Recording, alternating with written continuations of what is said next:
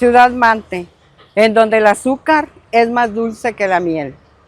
Mi terruño querido, donde nací y vivo feliz.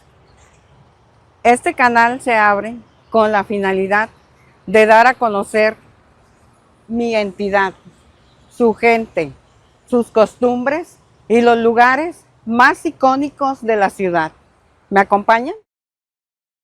Él es editor, historiador y cronista, pero sobre todo es un referente de la cultura y la identidad local. Editó y escribió para la revista cultural Diamante. Publicó el libro infantil El Papalote. Es autor y editor de monografías del Mante, Tamaulipas, 100 años de municipalidad. Miembro fundador activo del Patronato Histórico y Arqueológico Janambres AC. Además, escritor de narrativa. Ha publicado cuentos, crónicas, editoriales y reportajes.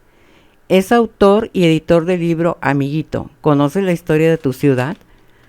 Actualmente es director responsable del IRBA, Museo Adela Piña Galván y Teatro Julián Carrillo. Con su pluma y palabra dan vida a los hechos que nos definen. Él es un guardián de la cultura colectiva, cuyo conocimiento ilumina nuestro pasado. El señor Ricardo Enrique Salazar. Bienvenido, ¿cómo le va? Muchas gracias, maestra. Pues aquí trabajando, echándole ganas a nuestro compromiso con la cultura y el arte. Qué bien.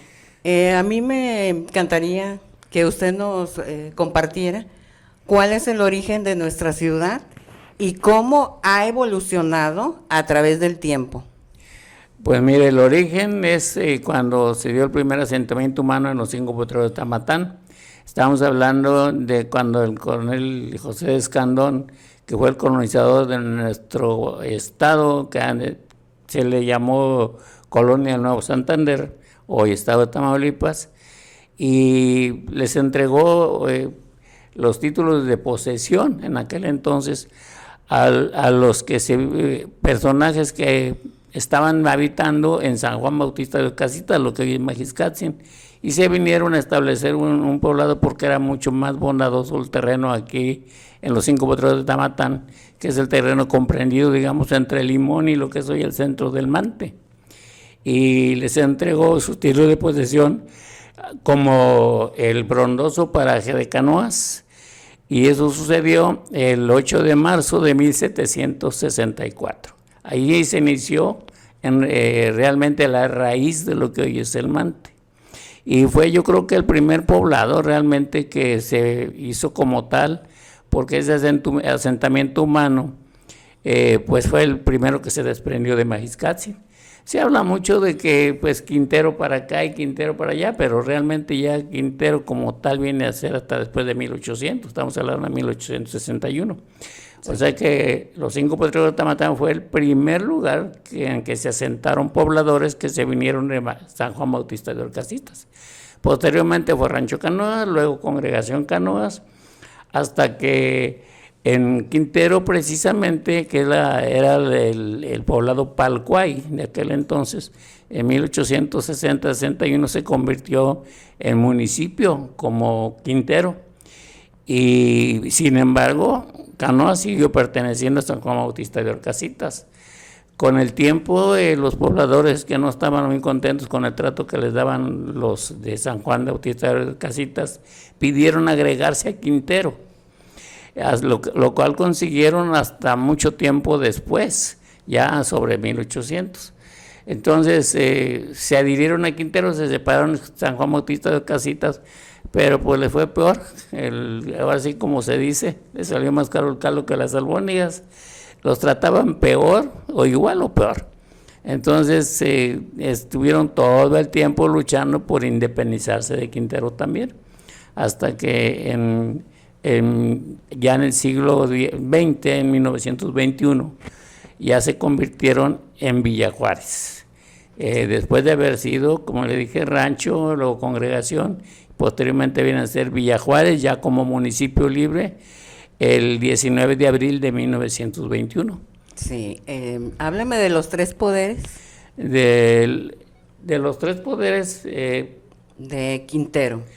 Bueno, de Quintero, aquí nada más se maneja como municipio, o sea, el poder en realidad es el presidente municipal, que es el ejecutivo, su cuerpo edilicio, que son los regidores y síndicos y regidores, y que son los representantes de la población, de los diferentes sectores de la población.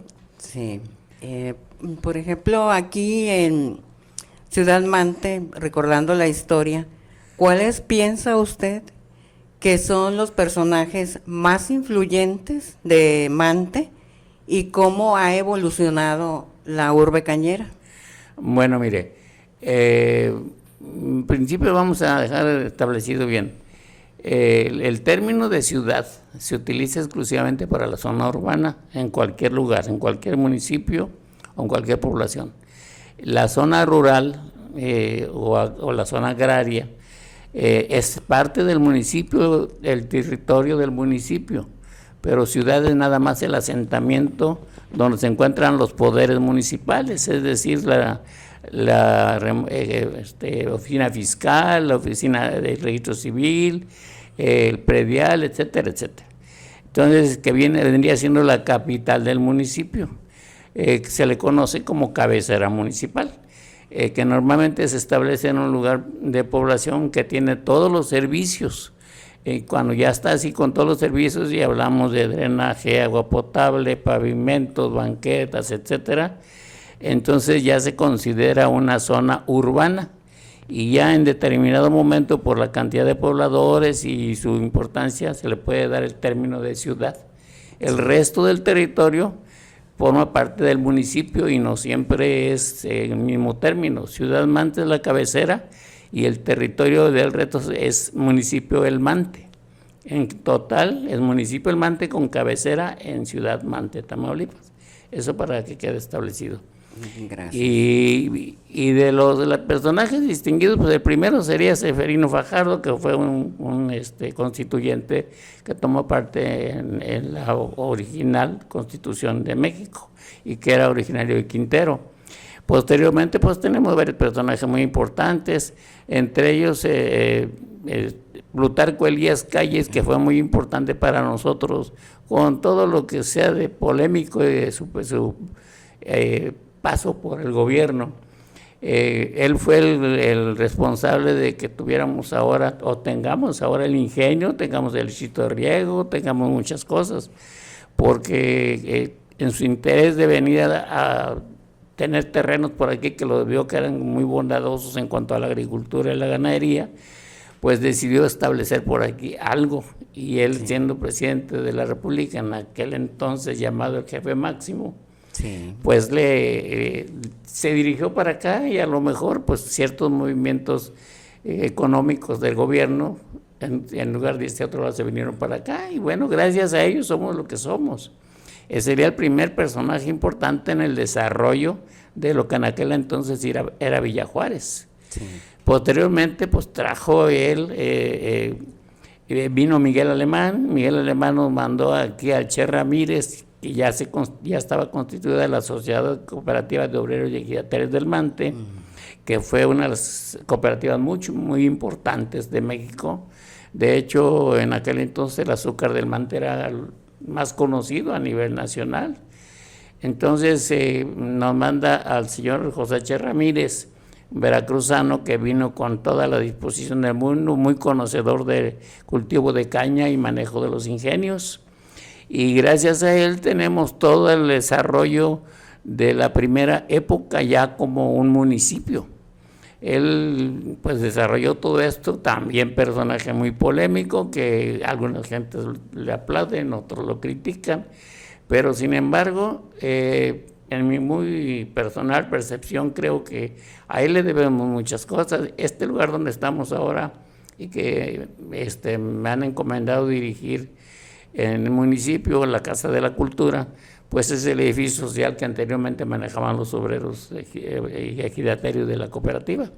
El Teatro Julián Carrillo también se hizo por instrucciones de Che Ramírez, y tenemos gracias a él este espacio tan bonito que es ahora la Casa de la Cultura, el Teatro Julián Carrillo, teníamos allí enfrente una alberca pública, sí, teníamos un kinder que por primera vez a lo mejor hasta en el estado había un kinder. La iglesia también. La iglesia de San José, la escuela Horacio Terán, la escuela Héctor Pérez Martínez, la escuela Gualvidal, la Rodríguez Cano, todas esas son creaciones de la época como gerente de la cooperativa de José Che Ramírez. Pero además, él se encargó de engravar los caminos de todo el territorio municipal para que pudieran trasladarse los camiones, carretones de caña con el producto hacia el ingenio. También él le hizo parques de béisbol en los ejidos, escuelas en los ejidos, algunas capillas en los ejidos. O sea, el desarrollo fuerte se dio con Che Ramírez. Y atrás pues de él venía el apoyo que tuvo Plutarco Elías con la formación del segundo distrito de riego de la República, que es el número 2, que es el que contamos ahora, distrito de riego que nos permite tener toda la producción de caña en nuestro territorio. Y también el ingenio pues hizo en esa época la entrada del ferrocarril para traer y llevar los productos necesarios de insumos y el producto final del ingenio. En aquel entonces pues azúcar granulada, azúcar dominó, muy famosa en los ferrocarriles nacionales y en algunos restaurantes de la capital de la República, y el alcohol también que teníamos. De alcohol muy famoso, que era yo creo que de los pocos ingenios, y sí era de los pocos ingenios que suministraban alcohol también a la industria de México. Qué bien, qué interesante, señor Ricardo. También me gustaría saber sobre cómo ha cambiado a su forma de ver la entidad a lo que tenemos actualmente. Bueno, originalmente toda esta zona del Golfo de México, para empezar quiero decirle que hay algo muy importante. Toda esta zona de lo que es hoy Tamaulipas era una serie de tribus indígenas que la habitaban, pero eran muchas. Es un poquito más, necesitaríamos más tiempo para explicar todo eso. Sí. Pero fue la región más complicada para ser conquistada o colonizada. De hecho, 200 años los indígenas defendieron su territorio y no dejaron entrar a los españoles. Ya los españoles tenían dominado prácticamente todo el territorio nacional, y sin embargo la costa del seno mexicano, que es como se le conocía en aquel entonces, esta zona, no era todavía accesible para ellos. Entraban, los mataban, les robaban, los golpeaban y volvían a salir los pocos que la libraban. Entonces fue muy complicado. Más de 200 años nuestros indígenas, los janambres, los huastecos, los ¿cómo se llaman? De la Florida ahora, los olives y muchos otros, mantuvieron esa región fuera del alcance de los españoles, porque la consideraban suya, al grado de que nuestra región huasteca, que es parte de toda la gran Huasteca de la República, que son 6 estados que la componen, estuvo tan defendida por ellos, que cuando los españoles llegaron ya no había ni ruinas, todo lo habían destruido, lo habían guardado, se lo habían llevado, lo habían quemado, con tal de no dejarle nada a los españoles. Y sin embargo, finalmente, pues tuvo que entrar el plan de colonización que hizo José de Escandón, que ya no es lo mismo que una conquista, y vino a hacer los poblados que fueron formando el Nuevo Santander, la colonia del Nuevo Santander, que así se le llamó al territorio, antes de ser Tamaulipas.